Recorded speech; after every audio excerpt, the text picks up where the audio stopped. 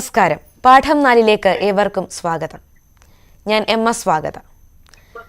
UK, Australia, America, Canada തുടങ്ങിയ രാജ്യങ്ങളിലേക്ക് പറക്കാൻ ആഗ്രഹിക്കാത്ത കുട്ടികളുണ്ടോ?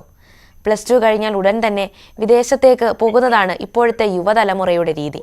അത് എത്രമാത്രം നല്ലതാണ്? നാളെ നമ്മുടെ നാടിൻ്റെ സമ്പത്താവേണ്ടവരല്ലേ ഇങ്ങനെ നഷ്ടപ്പെട്ടു പോകുന്നത്? നമ്മുടെ നാട് പുരോഗതിയുടെ കാര്യത്തിൽ പിന്നോക്കമാണ് എന്നതിലേക്കാണോ ഇത് വിരൽ ചൂണ്ടുന്നത്? ഈ പാഠം 4-ൽ നാം ഇന്ന് ചർച്ച ചെയ്യുന്ന വിഷയം നാട് വിടുന്ന യുവതലമുറ. ഈ ചർച്ചയിൽ അതിഥികളായി പങ്കെടുക്കുന്നത് പൂജപ്പുര സെൻറ് മേരീസ് സെൻട്രൽ സ്കൂളിലെ +2 വിദ്യാർത്ഥിനിയായ അക്ഷയ സുനിൽ, കരിയർ കൺസൾട്ടൻ്റായ ഡോക്ടർ ബിന്ദു വിജയകുമാർ, കൂടാതെ കാനഡയിൽ പഠിക്കുന്ന വിദ്യാർത്ഥിയായ ബ്രൈറ്റ്സൺ ബിനോയ് എന്നിവരാണ്. ഏവർക്കും ഒരിക്കൽ കൂടി സ്വാഗതം. അക്ഷയ +2 വിദ്യാർത്ഥിനിയാണല്ലോ. അപ്പോൾ ഇനി +2 കഴിഞ്ഞിട്ട് എന്താണ് പ്ലാൻ? വിദേശ പഠനം എന്നുള്ള ഒരു മോഹമുണ്ടോ? തീർച്ചയായും വിദേശ പഠനം എന്നൊരു മോഹമുണ്ട്. ഏത് വിഷയം എടുക്കാനാണ് താല്പര്യം? എന്താണ് പഠിക്കാൻ? എനിക്ക് സൈക്കോളജി എന്നുള്ള ഫീൽഡിലോട്ട് പോകാനാണ് താല്പര്യം. അപ്പോൾ +2 കഴിഞ്ഞ് ഉടൻ തന്നെ പോകണം എന്നാണോ, അതോ ഡിഗ്രി കഴിഞ്ഞിട്ട് പോകണം, അങ്ങനെ എന്തെങ്കിലും ഉണ്ടോ? തീരുമാനിച്ചിട്ടില്ല. അപ്പോൾ എന്താണ് തോന്നുന്നത് അനുസരിച്ച് തീരുമാനിക്കാനാണ് ഇപ്പോൾ ചിന്തിക്കുന്നത്. ബിന്ദു മാഡം കേൾക്കാൻ കഴിയുമെന്ന് വിശ്വസിക്കുന്നു. അപ്പോൾ ഒരു കരിയർ കൺസൾട്ടൻ്റ് ആണല്ലോ. അപ്പോൾ ഈ +2 കഴിഞ്ഞിട്ട് ഒരുപാട് കുട്ടികൾ വിദേശ പഠനം ആഗ്രഹിക്കുന്നുണ്ട്. പക്ഷേ പല കുട്ടികളും എങ്ങനെയാണ് അതിലേക്ക് എത്തേണ്ടത് എന്ന് പലർക്കും അറിയില്ല. അപ്പോൾ എന്താണ് അതിൻ്റെ ആദ്യ പടി എന്ന് പറയുന്നത്? വളരെ നല്ലൊരു ക്വസ്റ്റ്യൻ ആണ്. ആദ്യ പടി എന്ന് പറഞ്ഞിട്ടുണ്ടെങ്കിൽ സ്റ്റുഡന്റ് ഇതിൽ കുറെ ഫാക്ടേഴ്സ് ഉണ്ട് പുറത്ത് പഠിക്കാൻ പോണതിന്. നമ്മൾക്കിവിടെ ഇന്ത്യയിൽ പഠിക്കുന്നതിന് നമ്മൾക്ക് നമ്മുടെ മാർക്ക്, നമ്മളുടെ ഫിനാൻഷ്യൽ കപ്പാസിറ്റി ഇത് മാത്രം നോക്കിയാൽ മതി. ബാക്കി അതേസമയം നമ്മൾ വിദേശത്ത് പഠിക്കാൻ പോകുമ്പോൾ ഇതിൽ ഒത്തിരി ഹോംവർക്ക് ചെയ്യേണ്ടതായിട്ടുണ്ട്. അങ്ങനെ ഹോംവർക്ക് ചെയ്യാതെ നമ്മൾ പോവുകയാണെങ്കിൽ നമുക്ക് പല വെല്ലുവിളികളെയും നേരിടേണ്ടി വരും കുട്ടികൾക്ക്. എൻ്റെ ഒരു എക്സ്പീരിയൻസിൽ നിന്ന് നല്ലതായിട്ട് പ്രിപ്പറേഷൻ നടത്തി പോവുകയാണെങ്കിൽ വിദേശ പഠനം കൊണ്ട് ഒത്തിരി അഡ്വാൻറ്റേജ് ഉണ്ട്. അതിൽ ഒന്നാമത്തെ കാര്യം, മുമ്പൊക്കെ ആണെങ്കിൽ UG കഴിഞ്ഞിട്ട് PG അല്ലെങ്കിൽ റിസർച്ച് ഇതിനാണ് കുട്ടികൾ പോയിക്കൊണ്ടിരുന്നത്. ശരിയാണ്. ഇപ്പോൾ +2 കഴിഞ്ഞ കുട്ടികളാണ് ഇതിനു വേണ്ടി പോകുന്നത്. അപ്പോൾ അവരുടെ ആ ഒരു ഏജ്, അവരുടെ ആ ഒരു ഇമ്മെച്യൂരിറ്റി ഇതൊക്കെ ഒരു ഫാക്ടറാണ്. അപ്പൊ അതുകൊണ്ട് കുട്ടികളെ തനിയെ ഒരു ഡിസിഷൻ എടുക്കാൻ വേണ്ടി വിടാതെ അതിന്റെ കൂടെ തന്നെ പാരന്റ്സിന്റെ ഇൻവോൾവ്മെന്റും ഒരു പരിധി വരെ ആവശ്യമാണ്. അതുപോലെ ഈ മേഖലയിൽ എല്ലാ സ്റ്റുഡൻസും കറക്റ്റ് ആയിട്ടുള്ള ഇൻഫർമേഷൻ കളക്ട് ചെയ്തിട്ടോ അല്ലെങ്കിൽ കറക്റ്റ് ആയിട്ടുള്ള ഒരു പ്രിപ്പറേഷൻ നടത്തിയിട്ടോ അല്ല പോണേ. അവർക്ക് എന്താന്ന് വെച്ചിട്ടുണ്ടെങ്കിൽ ഒരു അഡ്മിഷൻ കിട്ടുക അതൊരു വലിയ കാര്യമല്ല. ഏതെങ്കിലും ഒരു ഇൻസ്റ്റിറ്റ്യൂട്ട്, നമ്മുടെ ഇവിടുത്തെ പ്രൈവറ്റ് കോളേജസ് മാതിരിയുള്ള 1 റൂം വരെയുള്ള ഇൻസ്റ്റിറ്റ്യൂട്ടുകളും കോളേജുകളും ഒക്കെ ഉണ്ട്. അപ്പൊ അവിടെയൊക്കെ അഡ്മിഷൻ കിട്ടാനായിട്ട് അവരിങ്ങനെ ജസ്റ്റ് അഡ്മിറ്റ് ചെയ്യണു. അവിടെ ഫാക്കൽറ്റിയോ ലാബോ ഒന്നും തന്നെ ഇല്ല അവിടെ. അപ്പൊ അങ്ങനെയുള്ളൊരു സ്ഥാപനത്തിലേക്ക് നമ്മുടെ ഏത് എഡ്യൂക്കേഷൻ ഇൻസ്റ്റിറ്റ്യൂഷനിലാണോ പോകേണ്ടത് അതിന്റെ ക്രെഡിബിലിറ്റി, അവിടെയുള്ള അലൂമിനി ആയിട്ട് കോണ്ടാക്ട് ചെയ്ത് ഏത് കോഴ്സാണോ പഠിക്കേണ്ടത്, എല്ലാ കോഴ്സുകളും പുറത്തെ യൂണിവേഴ്സിറ്റികളിലാണ് നല്ലതെന്ന് വിചാരിക്കുന്നത് കറക്റ്റ് അല്ല. ഇപ്പൊ ഞങ്ങളുടെ സ്ഥാപനത്തിൽ തന്നെ വന്നിട്ട് കുട്ടികൾ ചോദിക്കും, എനിക്ക് MBA ഇന്റർനാഷണൽ ബിസിനസ് ചെയ്യണം അല്ലെങ്കിൽ MBA മാർക്കറ്റിംഗ് ചെയ്യണം. വായ പോലും തുറക്കാത്ത ഒരു കുട്ടിയായിരിക്കും. അതായത് നന്നായിട്ട് സംസാരിക്കാൻ കഴിവില്ലാത്ത ഒരാൾ MBA മാർക്കറ്റിങ്ങോ സെയിൽസോ HR ഒക്കെ എടുത്തു കഴിഞ്ഞാൽ അവരുടെ ജോലി സാധ്യത ഇവിടത്തെ പോലെ തന്നെ അവിടെയും എഫിഷ്യന്റ് ആണ്. നമ്മൾ നല്ല സ്കിൽഡ് ആണെങ്കിൽ മാത്രമേ നമുക്ക് ജോലി കിട്ടുള്ളൂ. അപ്പൊ അതുകൊണ്ട് ആദ്യം തന്നെ ഒരു സെൽഫ് എക്സ്പ്ലോറേഷൻ ആണ് നടത്തേണ്ടത്. First of all every student should do self exploration. Self exploration നടത്തി കഴിഞ്ഞിട്ടുണ്ടെങ്കിൽ then they should look for which field they can which are the areas they are interested to work. For example, the psychologist that girl want to do psychology, she should be able to identify what are the tasks she need to do if she is getting a job related to psychology, whether she has the patience, whether she had the people skills, all those she has to work on. Then she can match her potential with the career she has chosen, ശരിയാണ് madam. then she കുട്ടികൾ should. തന്നെ, ഞാൻ സമയപരിധി മൂലമാണ് ഇടപെടുന്നത്, കുട്ടികൾ തന്നെ ആദ്യം തീരുമാനിക്കേണ്ടതാണ് അവർക്ക് ഇതിന് കഴിയുമോ, എന്ത് കോഴ്സാണ് വേണ്ടത് എന്നൊക്കെ. അതെ, എന്നിട്ട് വേണം കോളേജോ യൂണിവേഴ്സിറ്റിയോ കൺട്രിയോ ചൂസ് ചെയ്യാനായിട്ട്. ഞാനിപ്പോൾ ഇനി അക്ഷയയിലേക്ക് കടക്കുകയാണ്. അക്ഷയ, ഇപ്പോൾ കേരളത്തിലെ ഒക്കെ നമ്മുടെ ഇന്ത്യയിൽ തന്നെ ഒരു സ്ഥിതി വെച്ച് നോക്കിയാൽ മിക്കപ്പോഴും വിദ്യാർത്ഥികൾ വിദേശത്തേക്ക് പോകാൻ താല്പര്യപ്പെടുന്നതിൻ്റെ ഒരു കുറേ റീസൺസ് എന്ന് പറയുന്നത് മികച്ച ജീവിത സൗകര്യങ്ങൾ, പിന്നെ മികച്ച ശമ്പളം ഒക്കെയാണ്. അതുപോലെ തന്നെ പലപ്പോഴും നമ്മൾ എടുത്തു പറയാറുണ്ട് മെച്ചപ്പെട്ട വിദ്യാഭ്യാസം എന്ന്. പക്ഷേ മെച്ചപ്പെട്ട വിദ്യാഭ്യാസം എന്നതിലുപരി അതിനുശേഷമുള്ള ഒരു ജോലി, അതാണോ കൂടുതൽ കുട്ടികളും താല്പര്യപ്പെടുന്നത്? എന്താണ് അക്ഷയയുടെ അഭിപ്രായം? ഫസ്റ്റ് ഓഫ് ഓൾ, ഞാൻ ഒരിക്കലും പറയില്ല കേരളത്തിന് നമുക്ക് വിദ്യാഭ്യാസത്തിന് എന്തെങ്കിലും ലാക്കിംഗ് ആണ് അല്ലെങ്കിൽ നമുക്ക് മോശമാണെന്നുള്ളത്. ഒരിക്കലും നമ്മൾ ആരും പറയേണ്ട ഒരു കാര്യമേ അല്ല. നമുക്ക് ചുറ്റും നമുക്ക് ആവശ്യത്തിലധികം റിസോഴ്സസ് ഉണ്ട്. പക്ഷേ നമുക്ക് പ്രശ്നം സംഭവിക്കുന്നത് എവിടെയാണെന്ന് വെച്ചാൽ ആ റിസോഴ്സസ് നമുക്ക് എങ്ങനെ യൂട്ടിലൈസ് ചെയ്യാമെന്നുള്ള കാര്യം കണ്ടുപിടിക്കാനാണ് പലരും ബുദ്ധിമുട്ടുന്നത്. ഇപ്പോൾ മാം പറഞ്ഞ പോലെ തന്നെ നമ്മളിപ്പോൾ ഒരു സബ്ജക്റ്റ് എടുക്കുമ്പോൾ അതിൻ്റേതായിട്ടുള്ള രീതിയിലുള്ള എല്ലാ തരത്തിലുള്ള ഇൻഫർമേഷൻ നമ്മൾ കളക്ട് ചെയ്യുക, എക്സ്പീരിയൻസ് ഉള്ള ആൾക്കാരോട് ചോദിക്കുക.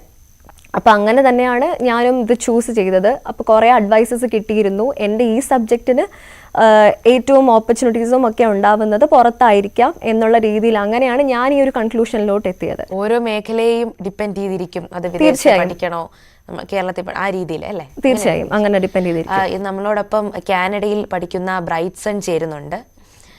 ബ്രൈറ്റ്സൺ എന്ത് കോഴ്സാണ് പഠിക്കുന്നത്?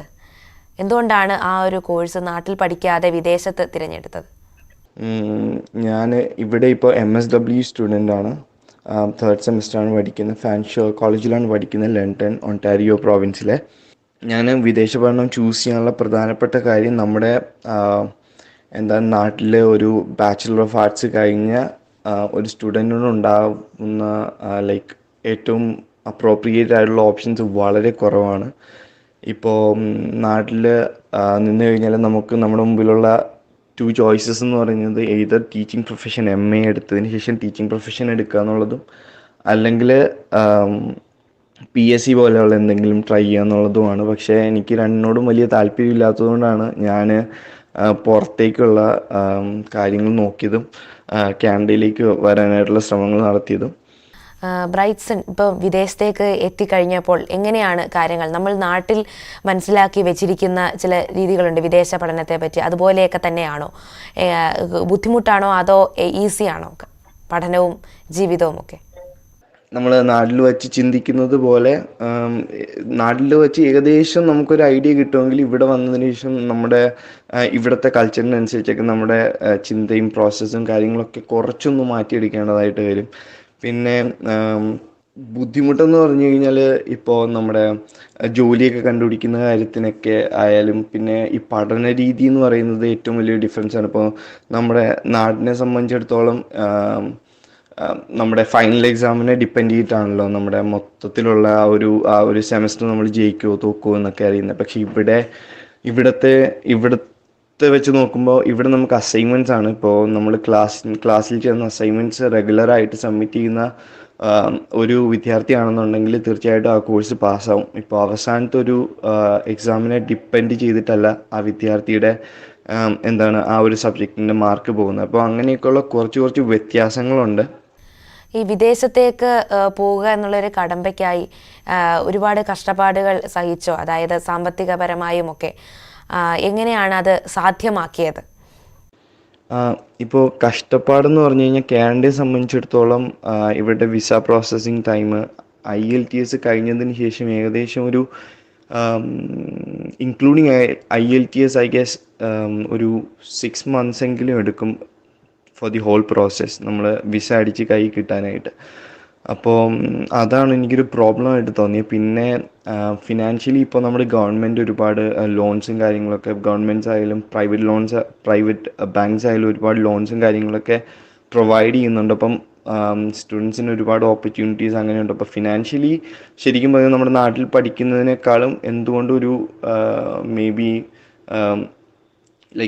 ഒരുപാട് നമുക്ക് ചിലവാക്കേണ്ടി വരും നമ്മൾ പുറത്തേക്ക് വരുമ്പോൾ. എസ്പെഷ്യലി കാനഡയിലൊക്കെ വന്നു കഴിഞ്ഞാൽ ഫിനാൻഷ്യലി നമ്മൾ ഒരു സെമസ്റ്റർ ഫീസ് എന്നൊക്കെ പറയുന്നത് ഏകദേശം ഒരു ആവറേജ് സ്റ്റുഡൻറ്റിന് ഒരു 10 lakhs ഒക്കെ വരും ഒരു സെമസ്റ്ററിൽ. അപ്പോൾ ഫിനാൻഷ്യലി കുറച്ച് സ്ട്രഗ്ലിംഗ് ഉണ്ടായിരുന്നു. എന്നാലും ലൈക്ക് ലോൺസും കാര്യങ്ങളൊക്കെ ഈസി ആയിട്ട് ഓക്കെ ആവും. പിന്നെ ഇവിടെ വന്നതിന് ശേഷമായാലും വർക്ക് ചെയ്യാനൊക്കെ താല്പര്യമുള്ള സ്റ്റുഡൻസ് ആണെന്നുണ്ടെങ്കിൽ ശരിക്കും ലൈക്ക് ജോബ്സ് ഒക്കെ ചെയ്ത് ഫീസൊക്കെ ചെറുതായിട്ട് നമുക്ക് സപ്പോർട്ട് ചെയ്യാനായിട്ട് പറ്റും. പഠനം എന്നാണ് പൂർത്തിയാകുന്നത്? അപ്പോൾ ഈ പഠനം കഴിഞ്ഞിട്ട് തന്നെ മിക്കവരും ചെയ്യുന്നത് പോലെ തന്നെ അവിടെ തന്നെ ജോലി നേടി തുടരാനാണോ അതോ തിരിച്ച് നാട്ടിലേക്ക് വരാനാണോ പ്ലാൻ? എൻ്റെ കോഴ്സ് വരുന്ന ഡിസംബറിൽ കഴിയും. കാനഡയെ സംബന്ധിച്ചിടത്തോളം ഏറ്റവും വലിയ അഡ്വാൻറ്റേജ് എന്ന് പറഞ്ഞു കഴിഞ്ഞാൽ ഒരു 2 year കോഴ്സ് എടുത്ത് വരുന്ന ഒരു സ്റ്റുഡൻറ്റിന് 3 years വർക്ക് പെർമിറ്റും, ഒരു 1 year കോഴ്സ് എടുത്ത് വരുന്ന സ്റ്റുഡൻ്റ് ആണെങ്കിൽ 1 year വർക്ക് പെർമിറ്റും കിട്ടും. അപ്പോൾ അത് ഓപ്പൺ വർക്ക് പെർമിറ്റാണ്. നമുക്ക് എവിടെ വേണമെങ്കിലും ജോലി അന്വേഷിച്ച് കയറാനായിട്ടും പിന്നെ ജോലി ചെയ്യാനായിട്ടുള്ള ഒരു പീരീഡ് ഗവൺമെൻറ് തന്നെ ഓൾറെഡി നമുക്ക് തരുന്നുണ്ട് സ്റ്റുഡൻസിന്. അപ്പോൾ ഇതിനകത്ത് വെച്ചിട്ട് വേണമെങ്കിൽ നമുക്കൊരു ജോലിക്ക് പെർമനൻ്റ് ആയിട്ട് കയറാം, അല്ലെങ്കിൽ എന്നുണ്ടെങ്കിൽ നമുക്ക് ജോലിക്ക് കയറിയതിന് ശേഷം നമ്മുടെ ഹോൾ പ്രൊഫൈല് ബിൽഡ് ചെയ്തതിന് ശേഷം നമുക്ക് PR-നൊക്കെ അപ്ലൈ ചെയ്യാനുള്ള ഓപ്ഷൻസ് ഗവൺമെൻറ് നമുക്ക് തന്നിട്ടുണ്ട്. അപ്പോൾ ഞാനും ഇവിടെ തന്നെ തുടരാനായിരിക്കും തീരുമാനം. നമ്മൾ നാട് വിട്ട് മറ്റൊരു സ്ഥലത്തേക്ക് പോകുമ്പോൾ എപ്പോഴും ഏറ്റവും കൂടുതൽ മിസ് ചെയ്യുന്നത് നമ്മുടെ നാട്ടുകാരെയും ബന്ധുക്കളെയും കൂട്ടുകാരെയും ഒക്കെയാണ്. ബ്രൈറ്റ്സണും അതുപോലെ തന്നെയാണോ? ഇവിടേക്ക് വന്നു കഴിഞ്ഞപ്പോൾ ഒരു 3-4 months ഒരു ട്രാൻസിഷൻ പീരീഡ് ശരിക്കും പറഞ്ഞു കഴിഞ്ഞാൽ ഹോം സിക്നെസ് കാണും. ഇപ്പോൾ വീട്ടുകാരെ മിസ് ചെയ്യും.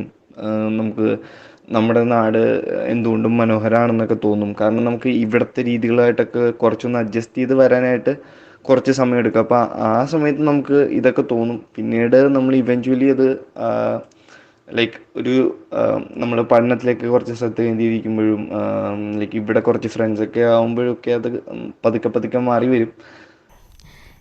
Thank you very much. Thank you so much. നമ്മുടെ ഇന്ത്യയിൽ തന്നെ ഇപ്പോൾ വിദേശ പൗരത്വം ആഗ്രഹിക്കുന്നവരുടെ എണ്ണം ഒരുപാട് കൂടി വരുന്നുണ്ട്. അതുകൂടാതെ തന്നെ നമ്മുടെ യുവതലമുറയുടെ ഒരു കോൺസെപ്റ്റ് എന്ന് പറയുന്നത് തന്നെ world is A global village എന്നുള്ള ഒരു ആശയമാണ്. അതായത് രാജ്യങ്ങളുടെ അതിർവരമ്പുകളില്ല നമുക്ക്. അപ്പോൾ അതുകൊണ്ട് തന്നെ ഒരു നാടിനോടുള്ള സ്നേഹം, നാടിൻ്റെ പുരോഗതി അങ്ങനെയുള്ള ഒരു ഇതിൽ നിന്ന് മാറുകയാണ്. മറിച്ച് ഏതാണോ മികച്ച സ്ഥലം അവിടേക്ക് മൈഗ്രേറ്റ് ചെയ്യുന്ന ഒരു ടെൻഡൻസി നമ്മുടെ സമൂഹത്തിൽ ഉയർന്നു വരുന്നുണ്ട്. ഇതിൻ്റെ ഒരു ഭാഗമാണ് ഈ വിദേശത്തേക്കുള്ള നമ്മുടെ പഠനത്തിനായിട്ടുള്ള പോക്ക് എന്ന് തോന്നുന്നുണ്ടോ? ബിന്ദു മാഡത്തോടാണ് ഞാൻ ഈ ക്വസ്റ്റ്യൻ ചോദിക്കുന്നത്. ഇത് കൂടുതൽ കുട്ടികളും ഇതൊരു ഈസി വേ ആയിട്ടാണ്, അതായത് safe way to migrate to a foreign country. സത്യത്തിൽ പറഞ്ഞിട്ടുണ്ടെങ്കിൽ ഫസ്റ്റ് നമ്മുടെ അടുത്ത് വന്നു കഴിഞ്ഞാൽ കുട്ടികൾ ചോദിക്കുന്ന ചോദ്യം, എനിക്ക് അവിടെ മൈഗ്രേറ്റ് ചെയ്യാൻ പറ്റുമോ, എനിക്ക് അവിടെ സിറ്റിസൺഷിപ്പ് കിട്ടുമോ, അതാണ് അവർ ആദ്യം ചോദിക്കുന്നത്. അപ്പോൾ എല്ലാ രാജ്യങ്ങളിലും തന്നെ സ്റ്റുഡന്റ് വിസയിൽ പോയി കഴിഞ്ഞിട്ടുണ്ടെങ്കിൽ സ്പൗസിന് വിസ കിട്ടും. അതുകൂടാതെ കുട്ടികളാണെങ്കിൽ അവർക്ക് സ്റ്റേ ബാക്ക് പീരീഡ് കിട്ടും. ഇപ്പൊ ഒരു 3 വർഷത്തെ കോഴ്സിന് പോയി കഴിഞ്ഞാൽ മിനിമം 2 years എങ്കിലും സ്റ്റേ ബാക്ക് കിട്ടും മിക്ക രാജ്യങ്ങളിലും. പിന്നെ അതൊരു സേഫ് ആയിട്ടുള്ള എൻട്രി ആയിട്ടാണ് കണക്കാക്കുന്നത്. അപ്പൊ ജോലി കിട്ടിക്കഴിഞ്ഞാൽ അവർക്ക് ആദ്യം PR കിട്ടും, PR കിട്ടിക്കഴിഞ്ഞാൽ പിന്നെ സിറ്റിസൺഷിപ്പ് കിട്ടും. അപ്പൊ അതിനുള്ളൊരു ചവിട്ടുപടിയായിട്ടാണ് എഡ്യൂക്കേഷനെ ഒരു 80% ആൾക്കാരും കാണുന്നത്. അതെ, മെച്ചപ്പെട്ട ജീവിത സൗകര്യങ്ങൾ എന്നുള്ളൊരു രീതിയിലേക്ക്. അക്ഷയ്ക്കും ഇത് തന്നെയാണ് അഭിപ്രായം? തീർച്ചയായും. ഇപ്പോൾ നമുക്ക് റെലവൻ്റ് ആയിട്ടുള്ള റീസൺസ് കൊണ്ടും കുട്ടികൾ പുറത്ത് പോകുന്നുണ്ട്, ഇറലവൻ്റ് ആയിട്ടുള്ള റീസൺസ് കൊണ്ടും പോകുന്നുണ്ട്. അതിലൊന്ന് വരുന്നതാണ് ഈ സോഷ്യൽ സ്റ്റാൻഡേർഡ്സിൻ്റെ അടിസ്ഥാനത്തിൽ പുറത്ത് പോയി ജീവിക്കുക, അല്ലാതെ ഫ്രണ്ട്സിന് മുമ്പിൽ ഞാൻ പുറത്ത് പോയി നിങ്ങൾക്ക് പോകാൻ പറ്റില്ല എന്നുള്ള രീതിയിൽ ഒക്കെയുള്ളത്.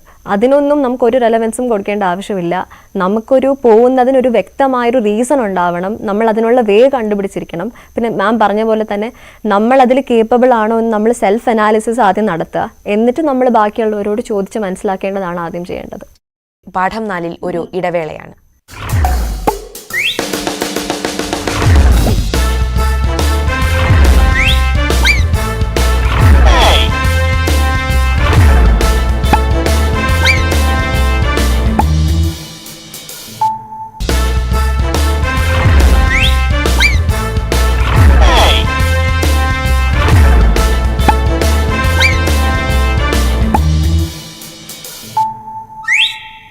പാഠം 4 ഒരിക്കൽ കൂടി സ്വാഗതം.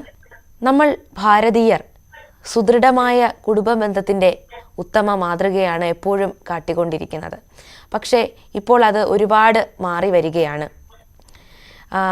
ഈ ഒരു കാര്യം വിദേശ ചേക്കേറൽ മൂലമാണ് എന്ന് തോന്നുന്നുണ്ടോ അക്ഷയ്ക്ക്? കാരണം മുൻതലമുറയുടെയോ പിൻതലമുറയുടെ കാര്യങ്ങൾ നോക്കാതെ അവനവൻ്റെ ജീവിതം ആസ്വദിക്കുക എന്നുള്ള ഒരു കാഴ്ചപ്പാടിലേക്ക് നമ്മൾ യുവതലമുറ നീങ്ങുന്നുണ്ട് എന്നുള്ള അഭിപ്രായമുണ്ടോ? എനിക്ക് ആ അഭിപ്രായം തീർച്ചയായും ഉണ്ട്. കാരണം ഈ ബ്രെയിൻ ഡ്രെയിൻ എന്നൊരു കാര്യം കൂടി നമ്മൾ ഈ മൈഗ്രേഷൻ്റെ കൂടെ വരുന്നതാണ്. ഇതിൽ നമുക്കത് ഉൾപ്പെടുത്താവുന്നതേ ഉള്ളൂ. കാരണം കുറേ ആൾക്കാർ മൈഗ്രേറ്റ് ചെയ്ത് പോകുമ്പോൾ നമുക്കിവിടെ നാട്ടിൽ നമുക്ക് യൂസ് ചെയ്യേണ്ട അവരുടെ ബ്രെയിൻ, അവരുടെ ഐഡിയാസ് ഒക്കെ അങ്ങോട്ട് ട്രാൻസ്പോർട്ട് ആവുകയാണ്. സോ അതുകൊണ്ട് തന്നെ നമുക്ക് വളരെയധികം ഒരു വ്യത്യാസം നമ്മുടെ നാട്ടിലത് ഉണ്ടാക്കും. അതുപോലെ ഇപ്പോൾ ചോദിച്ച പോലെ കേരളം ഒരു ഓൾഡ് ഏജ് ഹോം ആവുകയാണോ എന്നുള്ള പലതരത്തിലുള്ള ഡിബേറ്റും ഒക്കെ ഇപ്പോൾ ഉയർന്നു വരുന്നുണ്ട് ഈ മൈഗ്രേഷൻ കാരണം. അപ്പോൾ ഇപ്പോൾ പറഞ്ഞ പോലെ ഒരു സോഷ്യൽ സ്റ്റാൻഡേർഡിൻ്റെ ബേസിസിലോ അല്ലെങ്കിൽ വേറെ എന്തെങ്കിലും മെറ്റീരിയലിസ്റ്റിക് ആയിട്ടുള്ള കാര്യങ്ങളുടെ അടിസ്ഥാനത്തിൽ ചുമ്മാ ഇപ്പോൾ മാമും പറഞ്ഞ പോലെ മൈഗ്രേറ്റ് ചെയ്ത് പോവാതെ ഒരു സ്പെസിഫിക് റീസൺ അതിനുണ്ടാവണം. പിന്നെ നമ്മുടെ പാരൻസിനെയും പിന്നെ നമ്മുടെ ഫാമിലി മെമ്പേഴ്സിനെയും എല്ലാവർക്കും ഞാനിപ്പോൾ ഫേവർ ചെയ്യണം എന്ന് ഞാൻ പറയില്ല, പക്ഷേ അവർക്ക് എല്ലാവർക്കും അക്സെപ്റ്റ് ചെയ്യാൻ പറ്റുന്ന, നമുക്കും അവരോട് എപ്പോഴും കണക്ട് ചെയ്ത് നിൽക്കാൻ പറ്റുന്ന രീതിയിലുള്ള സിറ്റുവേഷൻസ് ക്രിയേറ്റ് ചെയ്യാൻ നമ്മൾ എഫേർട്സ് എടുക്കണം. ഞാൻ ചോദിക്കുന്നത്, നമ്മുടെ മൂല്യങ്ങൾ നമ്മൾ പലപ്പോഴും മറക്കുന്നുണ്ടോ? അത് ശരിയാണോ? അങ്ങനെ ആ രീതിയിലാണ് ഞാൻ ഉദ്ദേശിച്ചത്. എനിക്ക് തോന്നിയിട്ടുള്ളൊരു കാര്യം, നമ്മൾ പലരും ഇവിടെ ചെയ്യാൻ മടിക്കുന്ന പല കാര്യങ്ങളും അവിടെ പോയി നമ്മൾ സന്തോഷത്തോടെ ചെയ്യുന്നുണ്ട് പലരും. ഫോർ എക്സാമ്പിൾ പറയുവാണെങ്കിൽ, അവിടെ ജോലി ചെയ്തുകൊണ്ട് പഠിക്കുക എന്നുള്ളത് വളരെ നോർമൽ ആയിട്ടുള്ളൊരു കാര്യമാണ്. അതൊരു നോർമൽ ആയിട്ടുള്ളൊരു ജോലി ആവാം, ഒരു ഹോട്ടലിൽ ഒരു ഹെൽപ്പ് ചെയ്യാൻ നിൽക്കുന്നത്, അതൊക്കെ ആവാം. പക്ഷേ അതേസമയം ഇവിടെ അത് ചെയ്യാൻ നമ്മൾ പലരും മടിക്കുന്നുണ്ട്. ആ ഒരു ചില കാര്യങ്ങളിൽ തീർച്ചയായും അങ്ങനൊരു ഇത് വരുന്നുണ്ട്. നമ്മുടെ സാമൂഹിക ചിന്താഗതിയാണ് അതിന് ഒരു റീസൺ എന്നാണ് എനിക്ക് തോന്നുന്നത്. ഇവിടെ ജോലി ചെയ്യാൻ നമ്മൾ മടിക്കുന്നതിന് റീസൺ ഈ സോഷ്യൽ സ്റ്റിഗ്മ എന്ന് പറയുന്ന ഒരു നമ്മുടെ സാമൂഹികപരമായ കുറേ കാഴ്ചപ്പാടുകൾ, അതും ഈ വിദേശത്തേക്ക് പോകാൻ യുവതലമുറയ്ക്ക് ഒരു കാരണമാകുന്നു എന്ന് തോന്നുന്നുണ്ടോ? തീർച്ചയായും തോന്നുന്നുണ്ട്. കാരണം നമ്മൾ എത്ര പുരോഗമനം വന്നു എന്ന് പറഞ്ഞാലും ഇപ്പോഴും പലരും ഞാനിത് ചെയ്താൽ മറ്റുള്ളവർ എന്ത് വിചാരിക്കും എന്ന് ചിന്തിക്കുന്നവരാണ് നമ്മൾ പലരും. അപ്പോൾ എനിക്ക് തോന്നുന്നത് നമ്മൾ ചെയ്യുന്ന ഒരു കാര്യം നമ്മുടെ പാരൻസിനോ അല്ലെങ്കിൽ നമ്മുടെ വെൽവിഷേഴ്സിനോ നമ്മളത് ചെയ്യുന്നത് ശരിയാണെന്ന് നമ്മൾ പ്രൂവ് ചെയ്തിട്ടുണ്ടെങ്കിൽ അത് നമ്മൾ ശരിയായിരിക്കണം അല്ലോ, എങ്കിലല്ലേ നമുക്ക് എല്ലാവരെയും പ്രൂവ് ചെയ്യാൻ പറ്റത്തുള്ളൂ. അങ്ങനെ ആയിരിക്കണം. അപ്പോൾ അതുകൊണ്ട് നമ്മൾ നമ്മുടെ കറക്റ്റ് രീതിയിലുള്ള റൈറ്റ് പാത്തിൽ കൂടെ മൂവ് ചെയ്യണം എന്നാണ് എൻ്റെ ഒരു അഭിപ്രായം. ബിന്ദു മാം, ഒരു കരിയർ കൺസൾട്ടൻ്റ് എന്ന നിലയിൽ എനിക്കൊരു സംശയം ചോദിക്കാനുള്ളത്, പലപ്പോഴും നമ്മൾ വിദേശ പഠനം കഴിഞ്ഞ് നമ്മൾ തിരിച്ച് നാട്ടിലെത്തുമ്പോൾ, ഉദാഹരണം ഇപ്പോൾ MBBS പോലെയുള്ളത് കഴിഞ്ഞ് നാട്ടിലെത്തുമ്പോൾ ഇവിടുത്തെ ടെസ്റ്റ് പാസ്സാവേണ്ടി വരാറുണ്ട്. പക്ഷേ പല കുട്ടികൾക്കും ആ ടെസ്റ്റ് പാസ്സാവാനൊക്കെ കഴിയാതെ വരുന്നത് കൊണ്ട് ജോലിക്കുള്ള സാധ്യതകളും കുറവാണ്. അപ്പോൾ വിദേശ പഠനം തിരിച്ച് നാട്ടിൽ വരുമ്പോൾ നൽകുന്ന ജോലി സാധ്യതകൾ കുറവാണ് എന്നതിലേക്കല്ലേ അത് ചൂണ്ടുന്നത്? അതുകൊണ്ടല്ലേ മിക്കവരും വിദേശത്ത് തന്നെ ജോലി ചെയ്യാൻ താല്പര്യപ്പെടുന്നത്? വളരെ റിലവന്റ് ആയിട്ടുള്ള ഒരു ക്വസ്റ്റ്യൻ ആണ്. ഇപ്പൊ മെഡിസിൻ പോലെയുള്ള കോഴ്സുകൾ നമ്മളിപ്പോ റഷ്യ അല്ലെങ്കിൽ ചൈന എന്നീ രാജ്യങ്ങളിലൊക്കെ പോയി പഠിക്കുമ്പോൾ അവിടെ ഏറ്റവും ഫീസ് കുറവ് നോക്കിയിട്ട് വെറുതെ, അതായത് ക്ലാസ് അറ്റൻഡ് ചെയ്തില്ലെങ്കിലും എക്സാം എഴുതിയില്ലെങ്കിലും പാസ്സാവാം, അതിനൊക്കെ പൈസ കൊടുത്താൽ മതി, അങ്ങനെയൊക്കെ എഡ്യൂക്കേഷൻ ഇപ്പൊ ഇവിടെ തന്നെ ഉണ്ട്. ഇവിടെ തന്നെയും എക്സാംസ് അത് കറക്റ്റായിട്ട് പഠിച്ച് കറക്റ്റായിട്ട് ചെയ്യണവർക്ക് ഇവിടെ വരുമ്പോൾ എക്സാം എഴുതിയാൽ ക്ലിയർ ചെയ്യാൻ പറ്റും. പക്ഷെ ഇങ്ങനെ നിലവാരമില്ലാത്ത കോളേജുകളിലും ഇൻസ്റ്റിറ്റ്യൂട്ടുകളിലും പോയി പഠിച്ച് വരുമ്പോഴാണ് ഈ പ്രശ്നം ഉണ്ടാവുന്നത്. ഇപ്പൊ നമ്മളൊരു കാര്യം പഠിക്കാൻ പോയി കഴിഞ്ഞാൽ അത് എന്തോ ആയിക്കോട്ടെ, നമ്മുടെ താല്പര്യം കൊണ്ടാണ് പോണെങ്കിൽ നമ്മളത് നന്നായിട്ട് പഠിക്കും, പാസ്സാവും, അതിന് വേണ്ടുന്ന എക്സാംസ് ഒക്കെ എഴുതുകയും വേണം. അതാണ് അതിന്റെ മെയിൻ കാരണം. അല്ലാണ്ട് അവിടെ പഠിച്ചത് കൊണ്ടെന്ന് പറയാൻ പറ്റില്ല. അവിടെ പഠിച്ച എത്രയോ കുട്ടികൾ പാസ്സാവുന്നുണ്ട്. പിന്നെ ഇവിടെ നിന്ന് അതിനുള്ള നിലവാരമില്ലാത്ത കുട്ടികൾ, അതായത് ഇപ്പൊ 50% 60% ഒക്കെ ജസ്റ്റ് ഉള്ള കുട്ടികൾ അവിടെ പോയി പൈസ കൊടുത്ത് അഡ്മിഷൻ കിട്ടും എന്നുള്ളത് കൊണ്ട് അഡ്മിഷൻ എടുത്ത് വരുമ്പോഴാണ് ഈ പ്രശ്നം ഉണ്ടാവുന്നത്. ഓക്കെ, മാഡത്തിന്റെ അഭിപ്രായത്തിൽ ഇപ്പോൾ +2 കഴിഞ്ഞ് നേരിട്ട് വിദേശ പഠനത്തിന് പോകുന്നതാണോ അതോ ഏതെങ്കിലും ഒരു കോഴ്സ് കഴിഞ്ഞിട്ട് പോകുന്നതാണോ നല്ലത്? +2 കഴിഞ്ഞിട്ട് പോണതിന് കുഴപ്പമൊന്നുമില്ല. കാരണം +2 കഴിഞ്ഞ് പോകുന്നതാണ് UG കഴിഞ്ഞ് പോണതിനേക്കാളും എംപ്ലോയ്മെന്റ് ചാൻസസ് കൂടുതൽ. കാരണം എൻട്രി ലെവൽ ജോബ്സ് ആണ് നമുക്ക് ആദ്യം കിട്ടാനായിട്ട് എളുപ്പം. എൻട്രി ലെവൽ ജോബ്സിന് UG മതി. അപ്പൊ +2 കഴിഞ്ഞ് പോണ കുട്ടികൾക്ക് 3 വർഷം അവിടെ പഠിക്കുമ്പോഴേക്കും അവർക്ക് അവരുടെ ലാംഗ്വേജ് ഇമ്പ്രൂവ് ചെയ്യും, അവരുടെ പാർട്ട് ടൈം ജോലി ചെയ്യും. അവര് പാർട്ട് ടൈം ജോലി ചെയ്യുമ്പോൾ ടൈം മാനേജ്മെന്റ് പഠിക്കും, പിന്നെ ഒരു മറ്റുള്ള കൾച്ചറുമായിട്ട് മിങ്കിൾ ചെയ്യാൻ പറ്റും. അപ്പൊ ഒരു ഗ്ലോബൽ സിറ്റിസൺ ആയിട്ട് അവര് വളരുകയാണ് ആ ഏജിൽ തന്നെ. അപ്പോ എപ്പോഴും നമുക്ക് തോന്നിയിരിക്കുന്നത് UGക്ക് പോണ കുട്ടികളാണ്, അണ്ടർ ഗ്രാജുവേഷന് പോണ കുട്ടികളാണ് കൂടുതൽ സക്സസ്ഫുൾ ആയി കാണുന്നത്. വിദേശ പഠനം എന്നുള്ളത് എപ്പോഴും ഒരു വളരെ നല്ല കാര്യമായിട്ടാണ് എനിക്ക് തോന്നുന്നത്. കാരണം നമുക്ക് ലോകോത്തര നിലവാരത്തിലുള്ള ഒരു എക്സ്പോഷർ അത് നമുക്ക് നൽകുന്നതാണ്. അത് +2 ഇപ്പോൾ മാഡം പറഞ്ഞതുപോലെ തന്നെ +2 കഴിഞ്ഞ് പോവുകയാണെങ്കിൽ അതിൻ്റെതായ അഡ്വാൻറ്റേജസ് ഉണ്ട്. ചിലർ അത് കഴിഞ്ഞതിന് ശേഷം പോകുന്നവരുണ്ട്. പലപ്പോഴും നമ്മൾ കേരളത്തിൽ കണ്ടുവരുന്ന ഒരു പ്രവണതയാണ്, കുട്ടികളൊക്കെ വിദേശത്തെ പോയി സെറ്റിലാവും, അപ്പോൾ മാതാപിതാക്കൾ ഇവിടെ വീടുകൾ ഒറ്റയ്ക്കാവാറുണ്ട്. അപ്പോൾ വയോജന പരിപാലനം എന്ന് പറയുന്നത് ഒരു പ്രശ്നമായിട്ട് കിടക്കാറുണ്ട്. അതിനെപ്പറ്റി എന്താണ് അക്ഷയയ്ക്ക് അഭിപ്രായം? നമ്മൾ നമ്മുടെ മാതാപിതാക്കളെ കൂടി പരിപാലിക്കേണ്ടത് അത്യാവശ്യമല്ലേ? നമ്മൾ അവരെ പരിപാലിക്കേണ്ടത് തീർച്ചയായും അത്യാവശ്യമാണ്. താല്പര്യമുള്ള മാതാപിതാക്കളെ നമുക്ക് കൂടെ അവിടെ നമുക്ക് ഒരുമിച്ചൊരു ഫാമിലി ആയിട്ട് നമുക്ക് താമസിക്കുന്നതിന് കുഴപ്പമൊന്നുമില്ല, ജോബ് വൈസ് ആണെങ്കിൽ. ഇപ്പം അല്ലെങ്കിൽ ഇപ്പോൾ നിങ്ങൾക്ക് നമ്മൾ പലരും പല പല ബിസി സ്കെഡ്യൂളിലൊക്കെ പലരുടെ ലൈഫ് പല രീതിയാണ്. സോ അത് നമുക്ക് ഓരോരുത്തരും ജഡ്ജ് ചെയ്യാൻ പറ്റത്തില്ല. പക്ഷേ നമുക്ക് ഒരു കോട്ടുണ്ടല്ലോ, if you want to you will.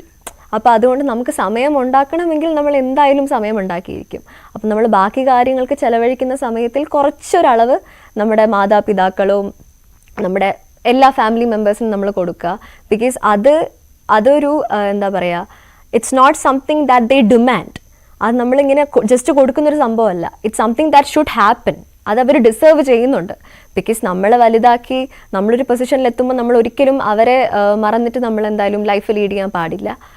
So അതാണ് എൻ്റെ അഭിപ്രായം. ശരിയാണ്, വന്ന വഴി മറക്കരുത് എന്ന് പറയുന്നത് പോലെ നമ്മുടെ നാടുമായിട്ടുള്ള ഒരു ബന്ധം എപ്പോഴും നാം കാത്തു സൂക്ഷിക്കാൻ തയ്യാറാവണം എന്നതാണ് അക്ഷയ പറഞ്ഞു വെക്കുന്നത്. I want to add some point to that. Okay. See, മുമ്പൊക്കെ നമ്മൾ നിറയെ ഞങ്ങളുടെ കാലഘട്ടത്തിലൊക്കെ അല്ലെങ്കിൽ അതിനു മുമ്പൊക്കെ ആളുകൾ ബോംബെയിലും ഡൽഹിയിലും ഒക്കെ പോയി ജോലി ചെയ്തിരുന്നു. അപ്പോ 2-3 ദിവസം എടുത്തിട്ടൊക്കെയാണ് അവര് നാട്ടിലേക്ക് വന്നിരുന്നത്. പക്ഷെ അന്നൊന്നും ഈ പ്രശ്നം ഉണ്ടായിരുന്നില്ല. ഇപ്പൊ US പോയാൽ തന്നെ 18 മണിക്കൂറോ 20 മണിക്കൂറോ കൊണ്ട് നമ്മൾ വിചാരിച്ചാൽ നമ്മുടെ അച്ഛന്റെ അമ്മയുടെ അടുത്ത് എത്താം. അപ്പോ ആ സ്നേഹം കുറഞ്ഞു എന്നൊന്നും പറയണ അതിലൊന്നും വലിയ കാര്യമില്ല. കാരണം എപ്പോ വേണമെങ്കിലും, ഇപ്പോ കാലം മാറി. അപ്പൊ അതനുസരിച്ച് നമ്മളും നമ്മുടെ ചിന്താഗതിയിൽ മാറ്റം വരുത്തണം. എപ്പോഴും മക്കൾ അടുത്തിരുന്നു എന്നുള്ളതല്ല, അവരെവിടെയായാലും സന്തോഷമായിട്ടും നല്ലതായിട്ടും ജീവിക്കണോ എന്നുള്ളതാണ് ഏത് പാരന്റിന്റെയും ഏത് കുട്ടികളുടെയും ഒരു സന്തോഷം എന്ന് പറയുന്നത്. അല്ലാതെ ഇവിടെ ഇരുന്നിട്ട് ജോലി ഇല്ലാതെ ഇരിക്കുക. ഇപ്പൊ അവിടെ പോയാൽ ജോലി കിട്ടുന്നല്ല ഞാൻ പറയണേ, പക്ഷെ പാരന്റുമായിട്ടുള്ള സ്നേഹം കുറയും എന്ന് പറയണതിൽ അർത്ഥമില്ല. ഇപ്പൊ ഡിസ്റ്റൻസ് എന്ന് പറയുന്നത് വലിയ കാര്യമല്ല. ശരിയാണ് മാഡം പറഞ്ഞത്. ഇപ്പോൾ ദൂരം ഒരു പ്രശ്നമല്ല. കാരണം നേരത്തെ പറഞ്ഞതുപോലെ തന്നെ ലോകമേ തറവാട് എന്നുള്ളൊരു രീതിയാണ് ഇപ്പോൾ ഉണ്ടാവുന്നത്. ലോകത്തുള്ള എവിടെയെടുത്തും നമുക്ക് വളരെ കുറച്ച് നേരം കൊണ്ട് തന്നെ എത്താൻ കഴിയുന്നുണ്ട്. അതുകൊണ്ട് തന്നെ നമുക്ക് നാടുമായിട്ടുള്ള ബന്ധം കാത്തു സൂക്ഷിക്കാൻ കഴിയും എന്നാണ് ബിന്ദു മാഡം പറഞ്ഞു വെച്ചത്. വിദേശ പഠനം എന്ന് പറയുന്നത് ഒരു വളരെ നല്ല കാര്യമാണ് എന്നാണ് എൻ്റെ അഭിപ്രായം. കാരണം അത് നമുക്ക് ലോകോത്തര നിലവാരത്തിലുള്ള ഒരു എക്സ്പോഷർ തരാൻ സഹായിക്കും. പക്ഷേ പലപ്പോഴും പ്രശ്നങ്ങൾ ഉണ്ടാവുന്നത് നമ്മൾ വിദേശത്ത് പഠിച്ചിട്ട് നമ്മുടെ നാടിന് വേണ്ടി അത് ഉപയോഗിക്കാതിരിക്കുമ്പോഴാണ് ഇപ്പോൾ അക്ഷയ പറഞ്ഞതുപോലെ തന്നെ ബ്രെയിൻ എന്നുള്ള സംഭവങ്ങൾ എന്നുള്ള ഒരു പ്രശ്നം നമ്മുടെ നാട്ടിൽ ഉദിക്കുന്നത്. വിദേശത്ത് പഠിച്ചിട്ട് ഉപയോഗപരമായ കാര്യങ്ങൾ നമ്മുടെ നാട്ടിൽ കൂടി നാം ചെയ്യാൻ ശ്രമിക്കണമെന്നതാണ് എൻ്റെ അഭിപ്രായം. പാഠം 4-ന്റെ ചർച്ച ഇവിടെ അവസാനിക്കുകയാണ്. നന്ദി, നമസ്കാരം.